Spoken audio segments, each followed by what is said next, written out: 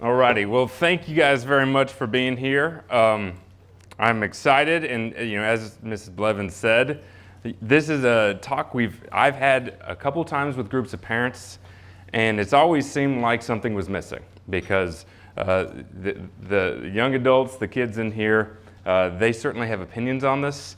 And I found that in over a decade in education, I found over and over again that the best way to really get young people to step up to the plate and to show maturity and to see unexpected growth is to talk to them, and invite them into your lens to say, hey, this is my goal as a parent, right? And this is my goal as a teacher. And if you would put that ball cap on and see from my lens, I think you would probably do things similarly. Okay, so let's try to let me understand where you are, but also understand where I am, and let's create some common ground. So hopefully we can do that again today. Parent and Teen Tech Night. This is the issue of our time. I mean, this is modernity. Is completely different as a parent than when you and I grew up parents than things were 20 years ago. Screens are kind of the elephant in the room when it comes to parenting today. So, it's not clicking. It's not going. We knew this would happen. It wants to. Okay. Let me start by telling you the story of childhood throughout history. Okay, so we're just going to kind of, through memory lane, this is what childhood used to be. Okay? So, if you're an adult, you don't do this stuff. This isn't anything you would do. All right, adults in here, we don't happen upon a stream and decide, hey, let's kick our shirt off and just jump in. All right, we don't see mud and want to jump in and get all muddy. Okay, that's what kids do. Right, and it's actually really, really important that kids do that. Okay, likewise, go back one. Likewise, this is going to be a problem. I just got a new puppy. All right, there's Teddy. Yes, cue the ahs. And my new puppy Teddy, okay, he annoys the heck out of my older dog Bear. Just always biting at him, nipping at him. He's tearing everything up. He's chewing. He's a puppy. He's playing constantly. And this play, this wanting to go crazy, to dig into things, to just run around like crazy, this is actually a really important thing. Okay, play is maybe the most important developmental part of growing up. In play, we learn social skills, we learn boundaries, we learn all the vital skills that we need to be effective adults, all right? So for a dog, that dogs would need to hunt to find food. All right, it's kind of similar actually for guys, throughout history, they needed to be able to hunt. Okay, so play teaches you things. All right, so that is why throughout history, kids play. Even into the Industrial Revolution, there are kids wandering around, they're climbing, they're playing, right? They're socializing. And this time together, face-to-face socialization is like the most important thing kids do, all right? You can see sometimes they even fight, but as that lady walking back there, she doesn't care at all about this little skirmish going on. Okay, this is a very normal thing, right? The kids get into it, that's no big deal. That's part of growing up. That's part of development, okay? That face-to-face, figuring things out. I'm sure these kids are going to be best friends in a few minutes, all right? So childhood expectations, all right, throughout time have been very different, all right? Throughout time, children were expected to be out and about with friends all the time, face-to-face, figuring out, navigating the world on their own, gaining confidence in the world on their own, and there it is. A popular 1980 parenting book had a 12-question, is your child ready for first grade checklist? All right? And go ahead. I'm just going to point since this doesn't work. All right, it's getting awkward. Among the 12 questions was, can your son or daughter travel alone in the neighborhood, 4 to 8 blocks to store, school, playground, or to a friend's home on their own, basically. So that was the developmental expectation as of a 1980 developmental text. Right? Not that long ago, the expectation that educators were trying to get a handle on before your 6-year-old went to first grade was, Can they go to the store and buy something for you? Okay? This is a different world. This is the world that all of children throughout history have been a part of. These are kind of the basic, that was consistent with expectations until basically yesterday. Okay, so that's worth keeping in mind. We think that's crazy, but maybe we're the ones that have gone a little crazy, considering that everyone else in history did it that way.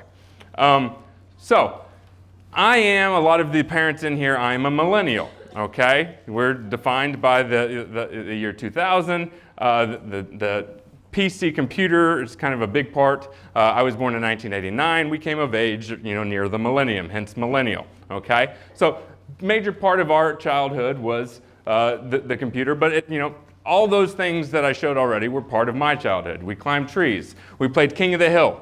Okay, which is, kids, have you played King of the Hill? Okay, it's great. Okay, things are still good in the world, right? We played lots of other games too. There's a game with a name that I don't recall, but basically whoever has the ball, all your friends run and try to take the ball from them. Okay? Yeah, and as soon as you get the ball, then everyone's trying to beat you up for the ball too. Okay? Yeah, like that's what was fun when we were growing up. We walked to school. All right? That's what's been consistent throughout time.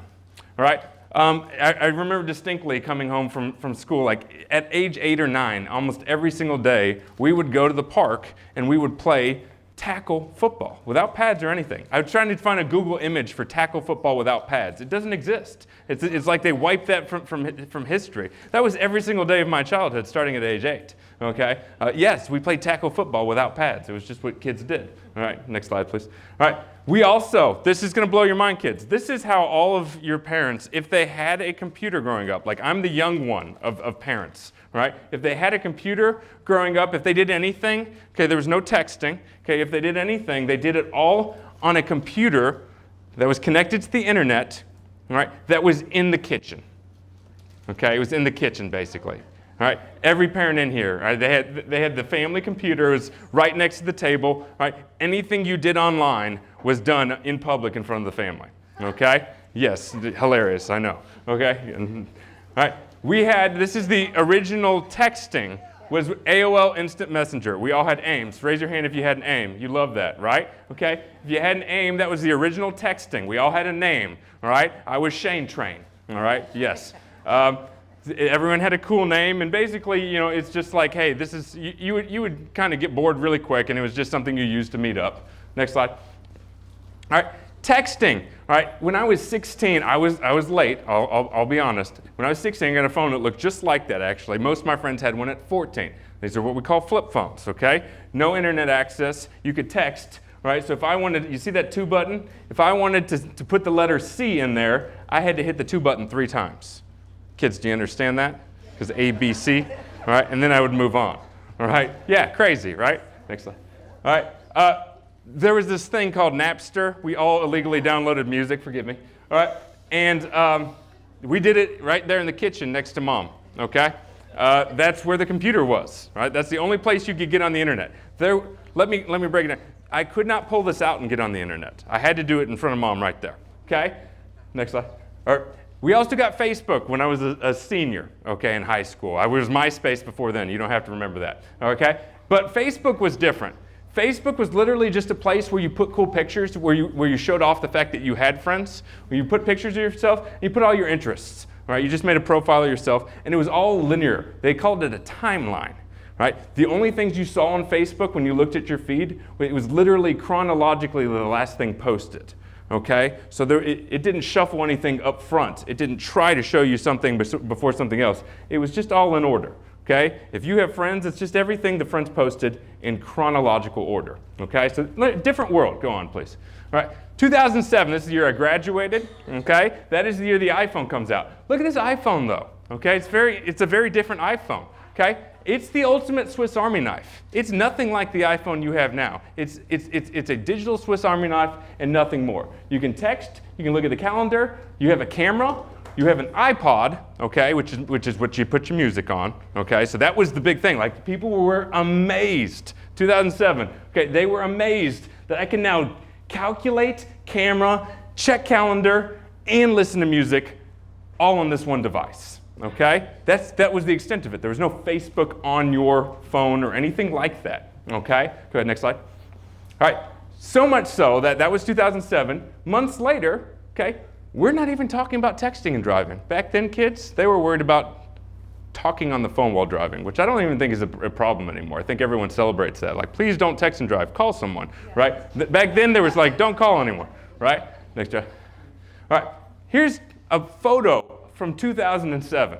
Okay, summer of 2007, months after the iPhone was released. This crowd is waiting for a concert to start. What is conspicuously missing?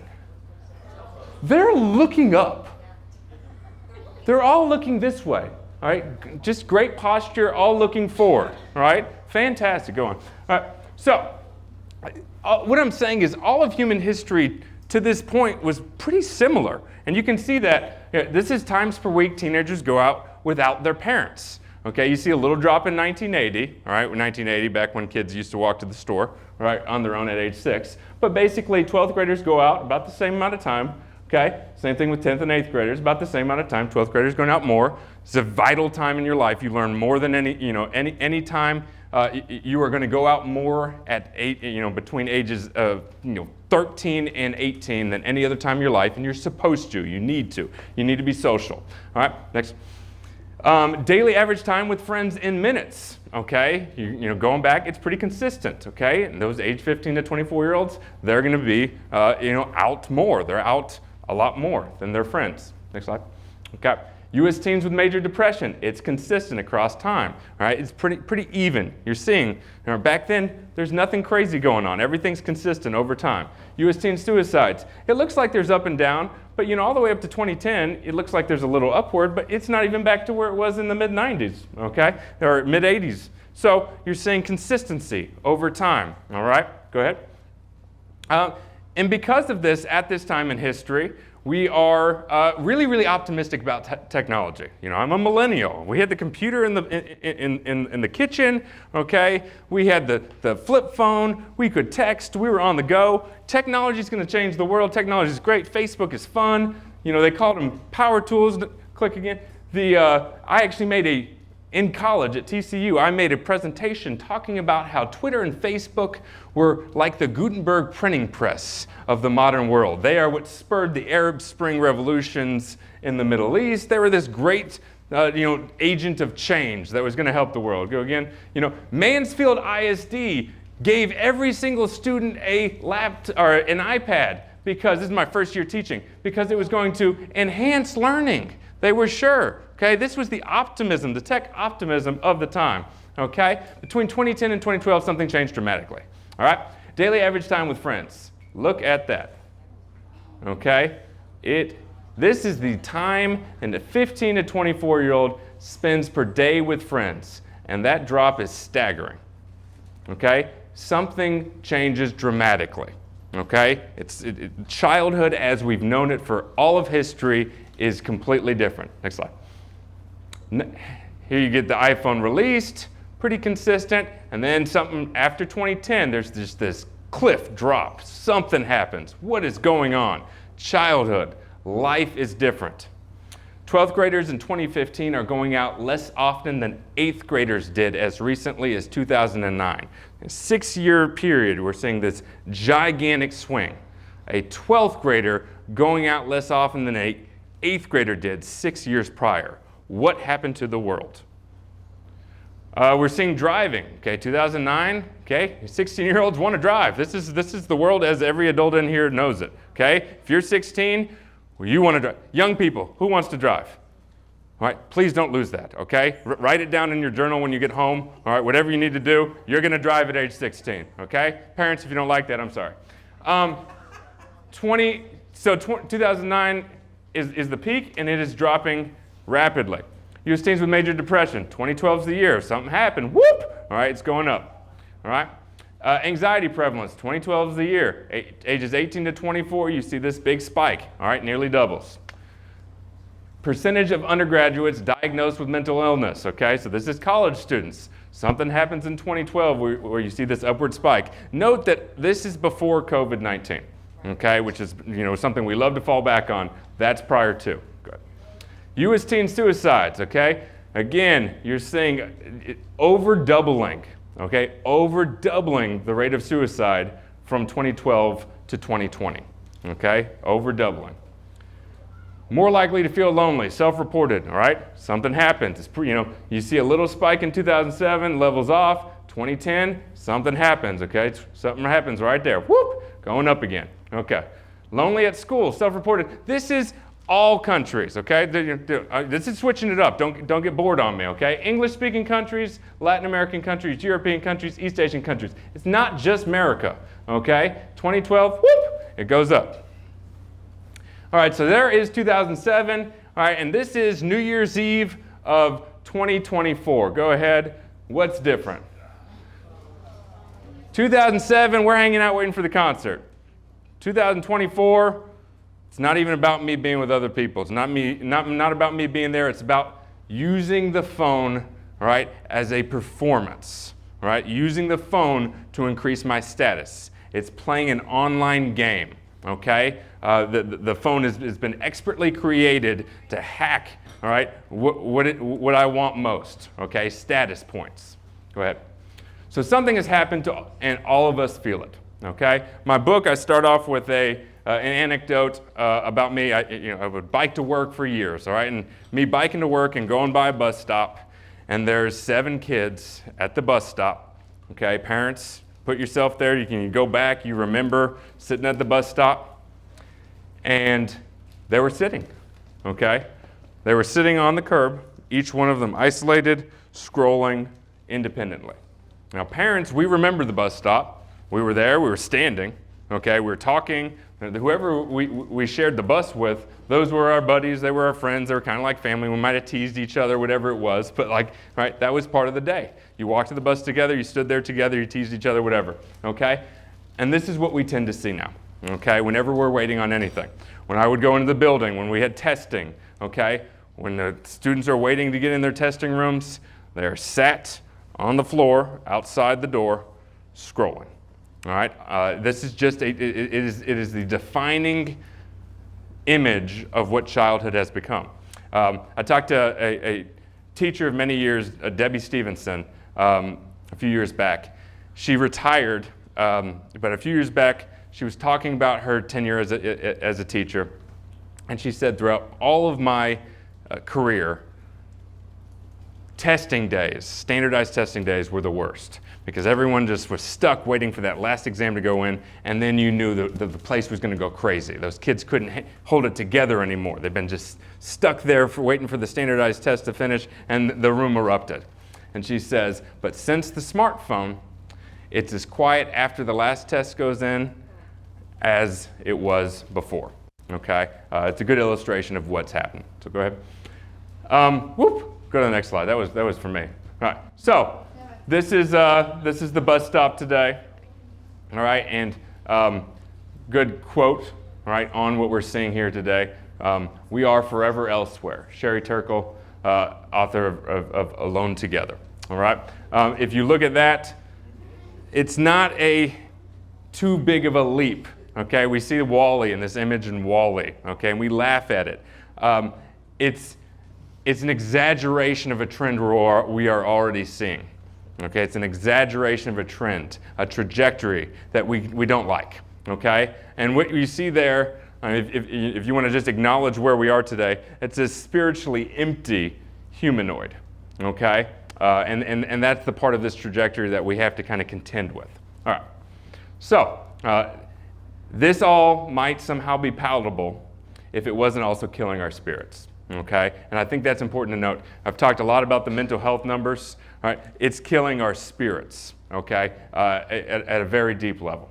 All right, so we've seen this. Okay, this is this generation has been iGen. It's been termed Gen Z. It's also been called the anxious generation.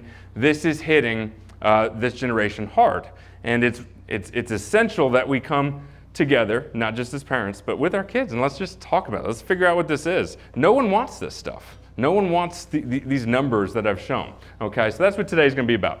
So adults also, we can go on. Adults also, poor mental health. It's happening to everyone. So what happened? Okay, So 2007, the iPhone arrives, okay? But most people still don't have an iPhone, okay? I don't think I got an iPhone until like 2013, all right? Most people didn't have one in 2007. It was just your rich friends, all right? Go ahead. 2008, the App Store is created. So this changes the iPhone a lot. Remember, it was just the ultimate Swiss Army device, okay? But the App Store is created in 2008. So 500 third-party ad-based apps are now available. I can buy apps. All right, or I can get free apps like Facebook and Instagram and Twitter. Not Instagram yet, okay, but I can get those apps. Ad-based, why is that important? How do these apps, how does Facebook, how does Twitter, how do they make money? Kids, do any of y'all know? Ad revenue, okay. These apps, Facebook, Twitter, all your social media, they make money by ad revenue. What's that mean? Who's their customer? Who is the customer of Twitter, Facebook, Instagram, Snapchat, TikTok? You? Well, just like everyone using it as a whole, since they're the ones being bombarded with ads and targets. However, I'd say that also the apps are kind of the customers. Well, You're getting it. people who are paying to have their ads shown, so technically they're the customer. They are the customer. The customer that Twitter, Facebook, Instagram, Snapchat, all these people, TikTok, the customers they serve are the companies who pay for ads, not us, okay? We are the bait that is sold to the customer. Your eyeballs, your attention is being sold to these companies. Okay, does that make sense? So I think that's vital to understand, and that's why 2008 things changed a lot. Go ahead. App Store and Google Play Store both reached 1 million apps, so from 500 to 1 million by 2013. Okay, things have changed radically. 2009, this is big. The like and retweet buttons are created. The like button and retweet button did not exist for the majority of the beginning of social media. Okay, this radically changes the nature of social media and traditional media. No longer a linear timeline. Now, these social media companies are trying to show you the most emotionally, charging items first and foremost. Okay, it's not just what that guy Sebastian said recently because he's one of your friends and he said it most recently. It's what the most inflammatory thing you can think of is. Okay, go ahead. Quantification now. Okay, we have, because of the like and retweet, we are seeking likes and retweets. This changes everything, especially for kids who are all about social status, who are all about playing the social game. They care about likes and retweets, okay? Now we have to seek likes and retweets with our online behavior. You can go viral, okay? You can become famous with just the right post, okay? This gets into the psychology of us, okay? The guy who created the retweets said after he saw what was going on, we might have just handed a 4-year-old a loaded weapon. That's what I think we actually did, okay? That's the guy who created the retweet. Social networking systems at this point have officially become social media platforms. We did not call them social media. We called them social networks. It's really at this point that everything changes dramatically. Okay? 2010, this is revolutionary, believe it or not. Front-facing cameras make it easy to take pictures of yourself.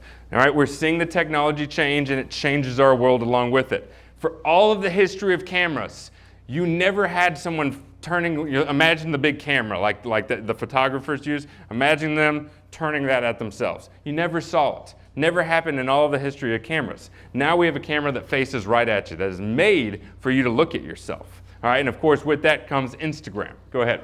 All right, so yes, 2010 Instagram is created.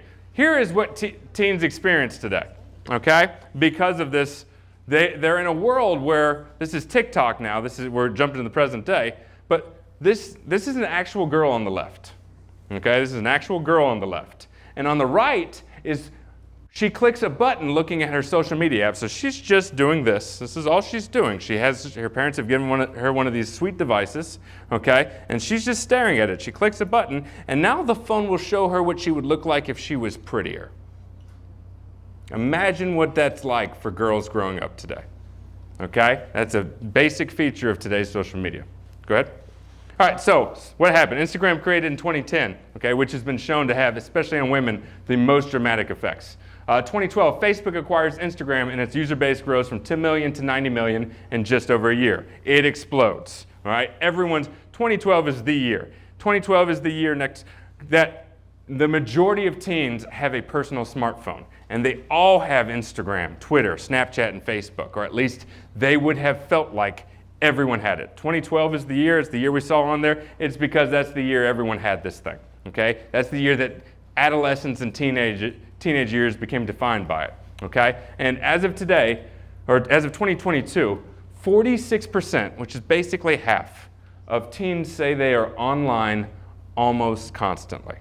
Okay, so that childhood, that life that we saw, that has been what life is like for all of human history, is now completely different. We are no longer engaging in groups face to face. It is almost constant. Okay, so what happened? All right, this is just hilarious to me. I had to sit through a training where they're talking about why is mental health suffering in our kids. I had to do this a couple years ago, and what I do not see up there is anything related to technology. Okay. Yeah, there's an elephant in the room we're just ignoring. All right, go ahead. Students recognize the elephant in the room. All right, what do young people think social media is the main reason youth mental health is getting worse? Okay, so yeah, just ask your kids. They'll tell you what's going on. All right, so 90s, Bill Clinton, it's kind of famous line during the election. He's talking about what's the major thing. It's the economy, stupid. Okay, so what's going on with mental health? What's going on with this world today? It's the smartphone, stupid, right? More than that, though. Okay. Smartphone, tablet, screens in general. Okay, so global study of basically 28,000 young adults. So these are people between 18 and 24. Okay, just fresh adults. All right. Later, it finds that the later the age at which young adults first got a phone or tablet, the better their mental well-being was as adults. So it's tracking. It comes up with what's called a mental health quotient of these 18 to 24-year-olds. And whatever the later they got it, the better their mental health is as an adult, right? Conversely, okay, here's what you see. Conversely, again, these are 18 to 24-year-olds, right? The earlier age of a smartphone ownership, the earlier they got a smartphone, the worse that mental health quotient is, based off a bunch of survey questions, okay? You're able to see basically a number pop out for what their mental health is. And the earlier they had a smartphone, the worse their mental health is. Okay, this is a study of 28,000 fresh, new 18 to 24-year-old adults. It's pretty cut and dry right there. So it's the smartphone, stupid, and the iPad, and social media, and on-demand porn, and video games. The last two are hitting our boys much harder. The social media is hitting our girls much harder. Okay, the iPad is, it's what some tech insiders have called gaming crack. Okay, the games in there are far more addictive than even what you would buy on like a game console. All right, they're made to be because that's what they're set up to do. That's how they make money.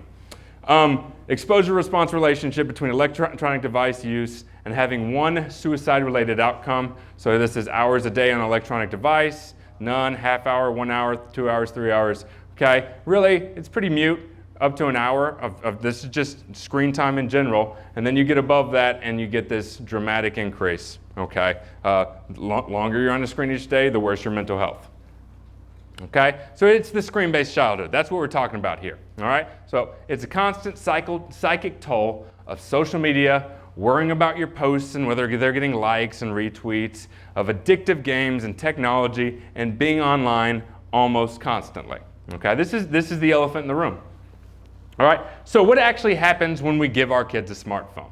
Okay, so this is kind of fun. All right, NASA's created this thing like, what if there's an asteroid coming towards the Earth? That's scary, right?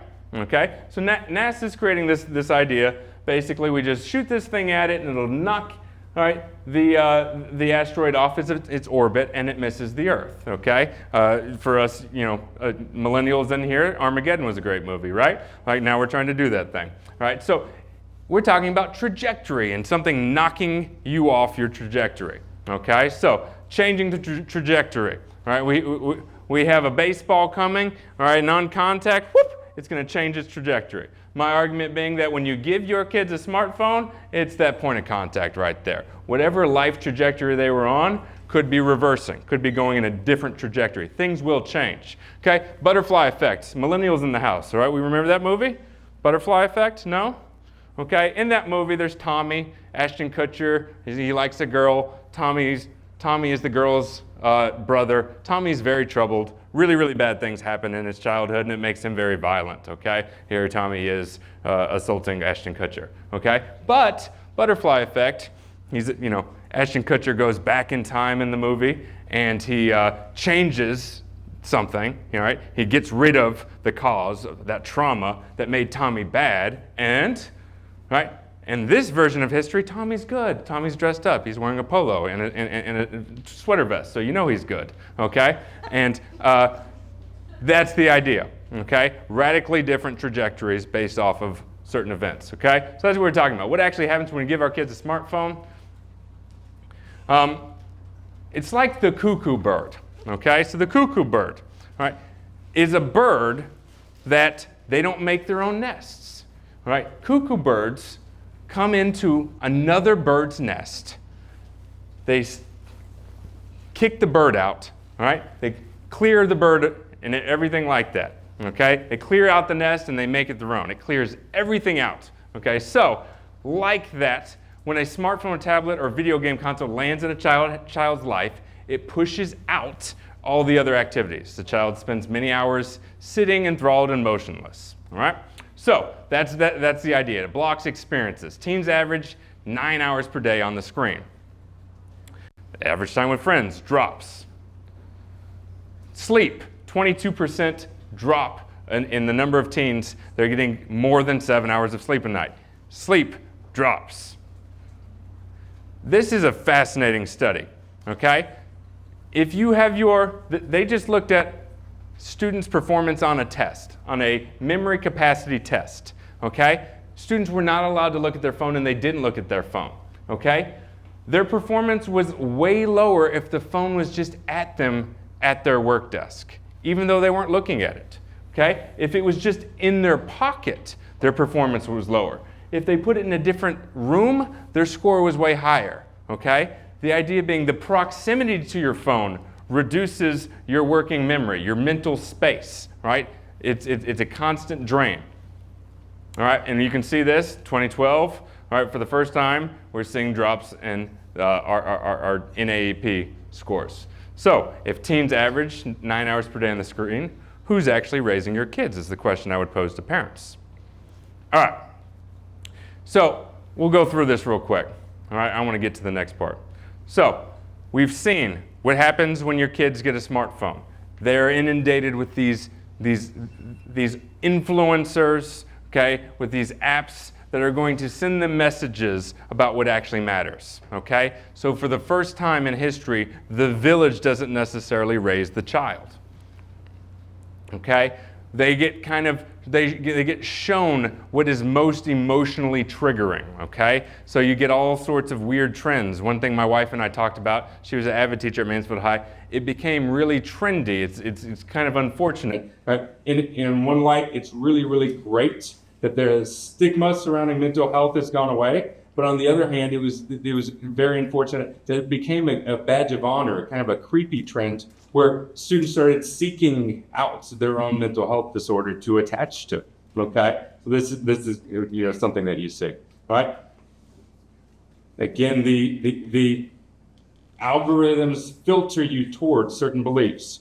Why do young Americans support Hamas? Look at TikTok. Okay, so this is just regardless of what your beliefs are on one side or the other on this. It's fascinating to look at 30 days. All right. Last 30 days, the number of posts for Free Palestine that are shown on Twitter versus Stand With Israel, okay? It's no wonder that you're seeing a dramatic shift in what different generations believe on certain issues. We're being funneled, okay?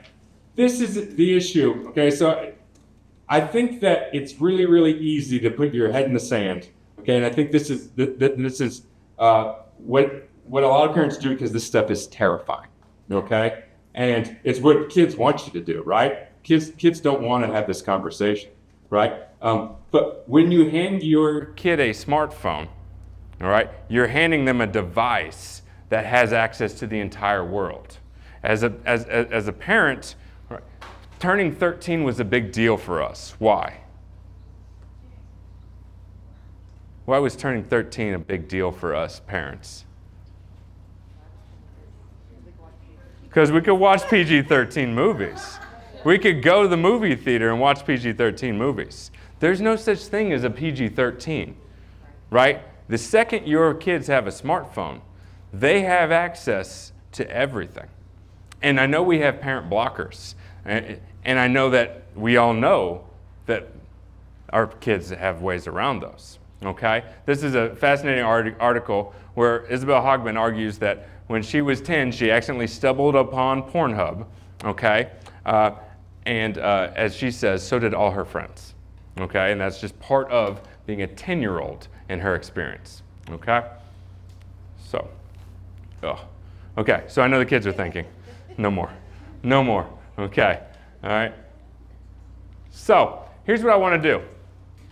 I want parents to take a second, all right, and put aside any worries that we've just sparked, and let's put ourselves in our kids' shoes. Because every kid in here is saying no more, okay? Make this stop, please, okay? I don't want to have this conversation. I don't want my parents to know things go on, all right? I just want a smartphone if you're young enough.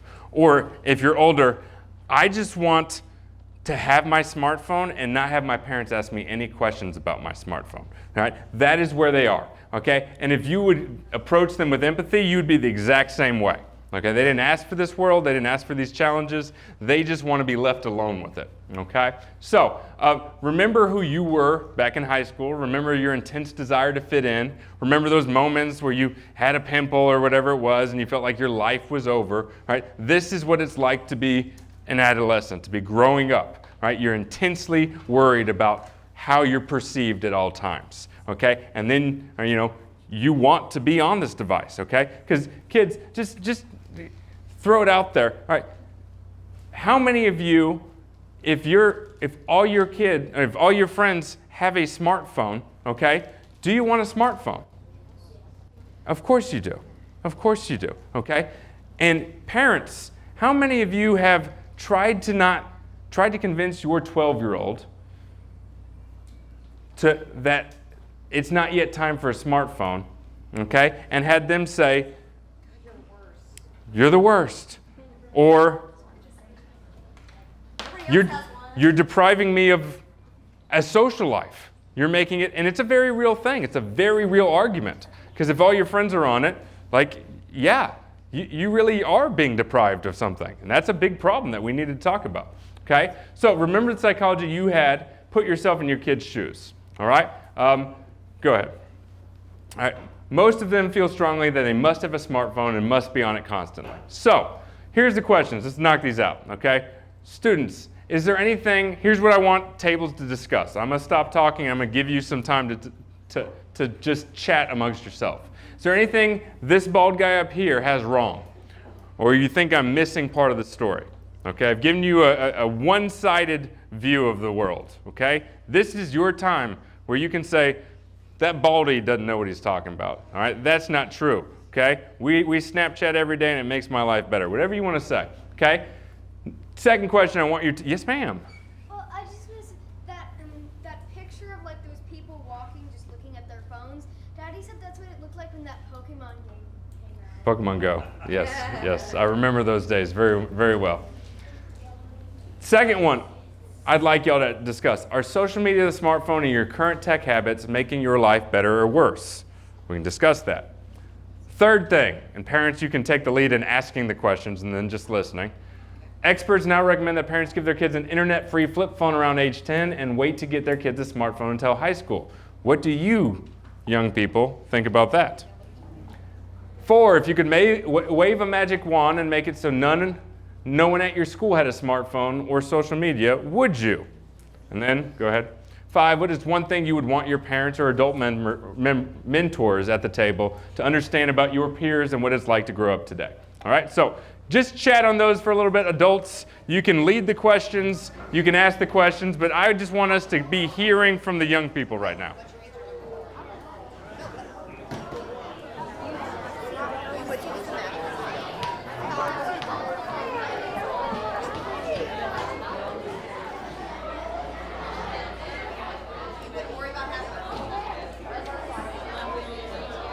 All right, we're gonna put on, kind of preface this at the beginning. We're gonna put on your parent's hat, okay? You're gonna take a leap and pretend that you are a parent now, okay? You live in this world amongst your youth. And now I want you to try to empathize with your parents and put yourself in your parents' shoes and understand what they're going through on a daily basis. So imagine that you are a parent and that your chief objective in life is to lead your own kids to flourish. That's what your parents want, people, okay? To help them avoid giant pitfalls and to become the fullest version of themselves, to live the best life possible, okay? If that's your chief mission in life, what would you do? All right, how would you manage this tech in your family, okay? So put yourself, this is hard, put yourself aside for a second and just think like mom, okay? I'm gonna think like I'm the mom, I'm the dad, okay? And I love my kids. I just heard everything that bald guy said, okay? And now I'm just thinking about my own babies, okay? Put yourself in their shoes, okay? If that was your chief mission, what would you do? What limits would you impose? When would you give them a smartphone? What could your parents do that would be most impactful for you in helping you thrive in life? And what do your parents and the other adults here need to understand to fulfill this chief mission to the best of their ability, okay? So parents, actual parents, all right? If you would, again, kind of lead them through these questions. But again, I want you young adults to put your parent cap on and think as if you were making the decisions for the children in the household. Go ahead.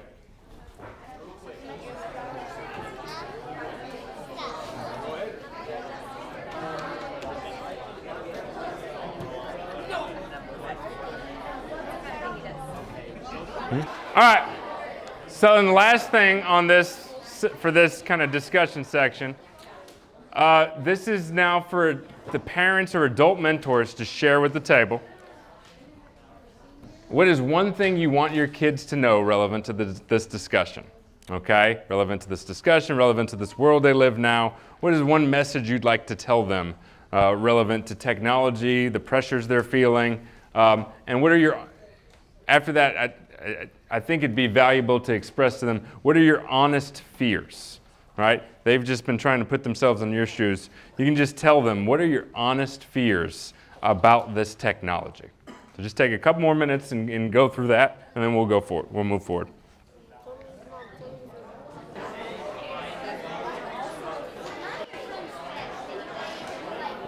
All right, we're going to kind of move us towards the next section. If you have any other fears, comments, or anything that comes up throughout this talk, you'll see there's note cards, there's pens in the middle. If you would just write those down, we'll have little baskets you can put those in. Brittany, do you know where those are? Oh, boom, okay. Little baskets in the back. You just keep them anonymous, but if you have anything you want brought up to the group before the end of the night, write it down there, drop it in there. We'll keep it anonymous, but any comments that you want the group to discuss. Now, just to debrief, is there anything, any parents, any young people, anything that came out that you thought was especially noteworthy or surprising, or as far as the reactions and responses that you heard just now? Yes, sir. So one of the things that was I appreciated the first set of questions asking the kids at the table if they could wave a magic wand and say smartphones and social media would disappear, would you do it? Unanimously, without hesitation, yes. Yeah. From every single one. So I think it's one of those things like nobody likes it, but you almost feel like you have to be a part of it. You're missing out. And that's the thing that I was hoping you'd see in how that was framed is if everyone didn't have it, it'd be no big deal not to have it. But when everyone else has it, I as a teenager feel immense pressure to be on this. Because again, everything in my being is telling me I have to be social.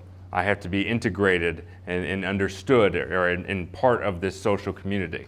And the place that social lives are going on is on a screen too often. Oh, I was just going to say that I wanted my child to understand that I do know this is the world they live in, and I'm not trying to keep him out of it. I just want to be the one to help him learn how to do it safely. And yes, I understand that we live in the phone world, and it's probably where we're going, but that it's my job to put all the limits on or decide what is the safe way to do it. I don't know, I'm learning. But like, I'm not trying to say you can never do this. I just want him to know that I'm trying to find a way that it's safe, and I don't know what that is. And that's where us parents are today. As we see the stats, we see the trend lines, and it's not that we don't want you to have cool things. It's that we want you to be the best people you can be, the happiest, the most fulfilled, the most successful. Yeah. Kids, anything? Kids, young adults, yes? So some stuff we talked about, there's a lot of points we hit, but one, some of that stuff was honestly there before social media, and the main reason like it's coming up, like people being neurodivergent or mental health decline. Don't get me wrong, it makes sense that it's declining with social media. People get on there and be jerks because sometimes it can't be traced back, even though it probably could be. But sometimes there's also bad before, like it's looking at the graph with the mental health thing. While the females part was very down low and stuff, but there was also like the males was already pretty high to begin with, so that's also not good. It was still around the same while women had like the higher one. Neurodivergent stuff, that's typically what was being put around. But like the information has like it's just a lot more there and easy to see. I'm not now there are people some like romanticizing, I guess would be the name for it, like saying like, oh, I'm this and using it as an excuse for stuff. We don't talk about them. They are not. They're typically like. It's always going to be that side of the community, whether social media is there or not. It's just different now because there is social media. Sometimes parents also like. It's also their responsibility too to give their kids privacy on social media. Sure, because if you don't respect them, they're probably not going to respect you later on, if not now. But they also have to like help figure out like help teach a kid like balance and responsibility. The parent can't just give them social media and expect them to be all able to like discipline themselves on it. I'm still struggling with spending too much time on it. But a lot of parents expect them to be self-restrained, or a lot of parents don't do the responsible thing, and I feel like that should also be looked into. Sometimes it's also just like an escape as well too, which makes sense Sure. for the kid. Yes, I think those are good points. I think especially parents are struggling to control their time on devices. And parents are struggling with this technology. The technology is created by some of the most brilliant people in the world to get you to spend more time on those devices. I'm sorry, I'm gonna have to move forward. All right, but yeah, great point right there. All right, so moving forward, screen time, smartphones, social media, porn, hyper-addictive video games, AI-assisted cheating. These are the parenting and cultural issues of our time. Like that young lady just said, yes, if you don't have any sort of system of limits, this is just going to run amok. There's too much. It's Pandora's box, all right? So what do? First, we have to understand why we feel helpless and stuck. So social proof, basically Ash conformity test. It's fascinating. We look at the environment, we look at the other people in our world, all right, to understand how we're supposed to behave. We think whatever is normal is fine, okay? They've done this experiment tons and tons of times. You come into an elevator, you have everyone facing the back of the elevator, and you're gonna slowly turn and face the back of the elevator, all right? These are all paid people as part of the experiment. This poor lady was on camera, okay? And just had to, as people, she was the first person in the elevator, facing forward, and then as everyone came in and started facing the back of the elevator, she just gradually started turning and facing the back, okay? This is human nature. We think whatever is normal is fine, okay? We do what's normal, okay? We are social. We're social creatures. Go on. So, what is normal, all right? What is normal changes throughout history, and technology tends to really create some disruption, right? In the early 1800s, whiskey was served at breakfast, lunch, and dinner. And rather than a coffee break, employers had a mid-morning whiskey break they called the 11s. That's true, the 11s. You sound drunk just saying it, all right? Alcoholic consumption peaked in America in 1830 when the average person drank 7.1 gallons of pure alcohol per year. To put that in context, on average today, Americans drink less than 1 gallon of liquor per year, and that's liquor, not pure alcohol, okay? So it's insane how much alcohol was drank in 1830 in America. Okay, that was normal at the time. 100 years ago, most people thought it was normal for half the population, women, not to be allowed to vote. That was normal, all right? just about 60 years ago, we thought it was perfectly normal for everyone to smoke. All right? Doctors, all right? More doctors smoke Camels than any other cigarette. This was a big campaign, okay? As your dentist, I would recommend you smoke Viceroys, all right? And of course, the smooth taste expectant mothers crave, all right? This is the world that was normal at the time, okay? So sometimes things that are normal make no sense, right? All right, you see more doctors. We had cigarette vending machines, right? Like sometimes at schools, all right? Go ahead. So, new crazy norm going on. Getting your first smartphone at age 10. On average, it's 10.3. Okay, that is the new crazy norm. And if you see, this is smartphone ownership, averages can be misleading. It's really age 12 where you see this giant jump. This is 2021. But yeah, this is what's become norm. Kids at age 9, 10 are going to start telling you everyone's got one. Okay? And really by age 12, they really feel that. Okay? And this one thing that makes it really tough is the world's kind of started to push us in that direction, right? Speaking at an event last year, a mom was telling me, hey, listen, I don't want to give my kids a smartphone until high school, but they go to Western Middle School and they can't go to a basketball game without me, without having a smartphone and the Ticket Spicket app, okay? It's like, oh, wow, like the world is pulling you in that direction, all right? I got on the phone with Coach Leisinger the next day and said, how do we get a system to get kids in the basketball game without a smartphone? But unfortunately, it's hard, all right, because these are the norms, all right? They're the norms for us. They're not the norms for the people who make these devices, okay? This is an interesting, funny article, Never Get High on Your Own Supply, Why Social Media Bosses Don't Use Social Media, okay? And that's what you tend to find. Despite the fact that he created the iPad, Steve Jobs wouldn't let his kids use it, okay? Spiegel, the CEO of Snapchat, he limits his kids to an hour and a half of screen time per week. Okay, so these are people that are deep in it, they understand what it's doing, and they are limiting this technology. All right, Bill Gates, all right, former CEO of Microsoft, said he restricted his children from playing computer games, and they only received their first phone at age 14. This is what the tech insiders do across the board, basically.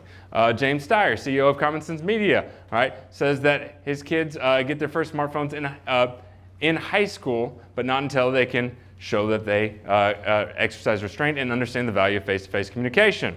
All right, Chris Anderson, former editor of Wired magazine. He's a techie. Okay, he goes through how Silicon Valley parents are limiting their kids' technology, and here's a list. I'll link to this at the end. You can see his list of the 12 rules of screens in his house. His first 5 are right there. First one, no phones until the summer before high school. Number 2, another great one, especially if you care about your kids sleeping. No screens in bedrooms, all right? 3, all screens in public places, okay? Kind of like we all grew up with, the kitchen desktop, right? 5, screen time schedules. Go ahead and click. This is fun, okay? So he does this with Google Wi-Fi. Yeah, you can control when your kids screen, like the screens that you have, you can control when they go to bed. The screens go to bed, all right? They should go to bed when your kids go to bed, right? Okay, etc. So there's a lot we can do, and I'll link to that at the end, okay? Still, what's normal? That's what's normal with Silicon Valley insiders who understand the technology. What's normal elsewhere is different, right? This is how kids are growing up, and it has dramatic effects. So the average age to get your first smartphone is 10.3. Now, here is the predicament. Parents, we all feel caught between the rock and the hard place, right? Tip of the hat to Julian right there, right? Didn't he talk about this week? We're caught between the rock and the hard place. We feel like we're worried about this technology, and yet we don't want to deprive our kids and make them feel like they're just not part of the entire world that their friends are a part of. What do? Okay? Well, one nice thing to know is that most parents don't think it's acceptable for a child under the age of 12 to have their own smartphone. That is most parents, according to polling, okay? So despite the fact that the average age is 10.3, most parents think, hey, 12 would be the earliest, okay? So you can leave here knowing that most parents think you're crazy if you do it before 12. That'll make you feel good. Okay, all right. This is a collective action problem, okay? So an example of that, in the early 1900s, There are no child labor laws. Every 6-year-old was working in a factory for 18 hours a day. Do you want to do that? Say no. All right. Yeah. Exactly. Right. They were, you had all these immigrants, and we were paying them basically nothing, and you could do that because there was no other jobs. Okay. And so they have to work like 80-hour weeks. They're working constantly, and there's no way around this. There's no way around this, because if I am a company and I say, well, the right thing to do is to pay you $7 an hour, not 50 cents an hour, what happens to my company? We go out of business, okay? Because I can't afford to have low prices and pay my workers when everyone else is not paying their workers $7, they're paying them 50 cents. It's a collective action problem. No one's going to change anything until everyone changes something, okay? So we all know what we want to do. All right, the kids at the table said, I just wish, if all my friends didn't have it, I wouldn't want it. All right, but because all my friends have it, I want it. I got to have it. All right, it's this weird thing. You have a hand up. I'm sorry. Go ahead. The only reason my siblings got his food at 13 was because schools basically required him to have it. Yeah, exactly. That kind of goes to the ticket spigot example we had earlier. Yes, it's very challenging when the world comes to expect things and push you in this direction. So this is a collective action problem, all right? When we don't want to do something, we know what the right thing is to do, but we can't do the right thing because, all right, if we do the right thing and no one else does, we're only punishing ourselves, okay? Go on. So we have to stop thinking terms. Yes, sir, go ahead. I've got a question about some numbers you just mentioned. You said that 10.3 is the age most kids receive their first smartphone. Yes, sir. And you also said that age 12 is the age at which most parents agree that children shouldn't have before. Well, so How? yes, I'm trying to phrase that question. Averages are really misleading because low numbers and high numbers pull. Does that make sense? So if everyone's, if say the median is 12, Oh, I see. does that make sense? Because there's 8-year-olds. Yeah, exactly, all right? And so a lot of, this is what you find is that there is maybe a 15, 20% who don't heed any of these warnings, and they give their kid phone at age 8. So that pulls the average down. Yeah. So we have to stop thinking in terms of individual action and start thinking in terms of collective action. That's why I think coming together in groups like this, all right, is so powerful. All right, Pastor David, at the beginning of this year, we looked at the way that communities have kind of devolved over time. All right, he talked about how in these communities the men would get together every night, they would play cards, and that's kind of gone away. All right, so it's really hard without a village behind you to start to kind of figure out how you're going to do this. It'd be a lot easier if you knew all your kids' friends were going to wait to give them a smartphone until at least age 12 or 13. Okay, so that's hopefully what we can get going here. But individual action doesn't work. Collective action is where we got to go. All right, Surgeon General says 13 is too early to join social media. A lot of momentum going in that direction. But here's who understands collective action too. There's all this momentum, all right, pushing parents to wait, all right? All this information coming out. There's a ton if you look, okay? Ton of energy and momentum going this way. Pornhub, kids can't get on it anymore in Texas, okay? I don't know if you noticed, that's legislation that came out here in less than a month ago, okay? There's a lot of stuff going on there, okay? That's good. But understand, who understands collective action better than we do? The smartphone companies, okay?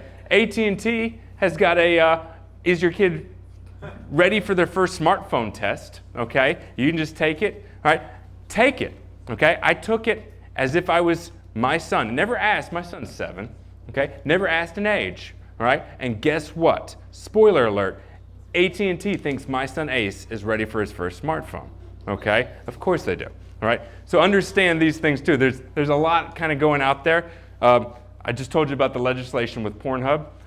That makes it so kids can't get on it right now. All right, I feel really, really bad saying that word in this building. But the interesting thing though is if you go to that website, which you should not, okay? But if you are to go to that website, this is basic news. It's everywhere right now. You can see they put up a big basically argument on the site saying, you can't see this, and that is a violation of your privacy, okay? And it's giving you an argument for why this is bad. So there's kind of like, this is now kind of the world we're in. There's this like, there are movements towards collective action, towards changing things, and then there's this counter movement going on, okay? So, and this is what you see, okay? I got this off of a news media site. I didn't go to the website to get it, but this is what you're going to see, and it's basically an argument saying why this is bad, okay? So skip through this, please. Yeah, we don't have time for this, okay? So Dr. Jonathan Haidt, he's brilliant psychologist, new book. He's really pushing this idea of collective action versus individual action. He's trying to change norms. He points to 4 new norms. I'm going to highlight 3 of them to create actual change. So these are the collective action norms that he recommends. No smartphone before high school, which is already the norm among tech insiders. That's what he points to as it's got to become a new norm of American childhood. Okay, and that's what he's pushing heavily. He's everywhere right now. Okay, if you guys want just some just go on podcast, type in Jonathan Haidt. He's everywhere. His message is being felt everywhere. It's in New York Times, Wall Street Journal. These norms are making waves in society. You are not the only parents in America being exposed to the norms that he's pushing right now for collective action. No social media before 16, and enforce it. And so what's happening with the Pornhub legislation is that when you give your kid a smartphone, say Apple, you register your kid's age with Apple, okay? So their smartphone actually knows their age. So that your, Facebook, Instagram, okay? Everyone at 11 can open up an Instagram account. They just need to say they're 13. The law is 13. All they have to do is say they're 13, okay? What this legislation is pushing is basically, because your phone is registered to your age anyway, the devices need to actually honor that, okay? So it's the push is for legislation that's actually going to require those sites to honor the age requirement that they put out there, okay? Which is currently 13, which was set back in 1998 before this world existed, okay? So what Dr. Jonathan Haidt is saying is no social media before 16 needs to become the new law, and it needs to be enforced, and it's actually very easy to do. Number 3, phone-free schools. Now he makes a big point. You saw the brain drain study. Phone in pocket, I do worse on a test, and the phone is in another room. And he makes a big case. I think it's wonderful. I went and talked to the school board meeting in support of the No Phones in Schools ban that MISD did this year. I also got to see firsthand that it didn't do enough. It didn't do much at all. Some teachers didn't enforce it whatsoever. Kids still had it in their pocket. They still looked at it under the desk. It became a constant thing, and that's obvious. Kids are going to the bathroom left and right. They want to be on their phones. If one kid is on it, every kid wants to be on it. Their phone is pinging. Their phone is vibrating. The world is going on without them. How can they focus? Okay. So as Dr. Jonathan Haidt says, if you actually want to do something, you have to ban the kids from having smartphones in school. And it's the obvious thing that every school in America should be doing, and every school knows they should be doing, okay? But what they'll tell you, and he's interviewed and asked them all, he's spoken at education conferences, and he says this too, what every admin will tell you is, we would do it, but the parents would lose their mind. It's the parents who are stopping. So if you want to make some actual change, talk to the schools, all right? Say, a phone ban isn't enough, all right, until the phones are actually off our kids' person during the school day, all right? So 3 norms to create actual change. Those are them right there, all right? Who can change norms, all right? Who can change norms?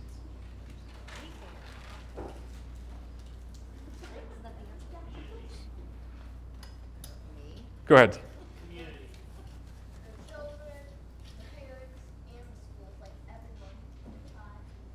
Community, children's, parents, schools, people who get involved, people who care, absolutely. A church, all right? We can change norms. We're a community, we're a village, okay? We can come together, we can talk about things. We can have norms within a subculture, sure.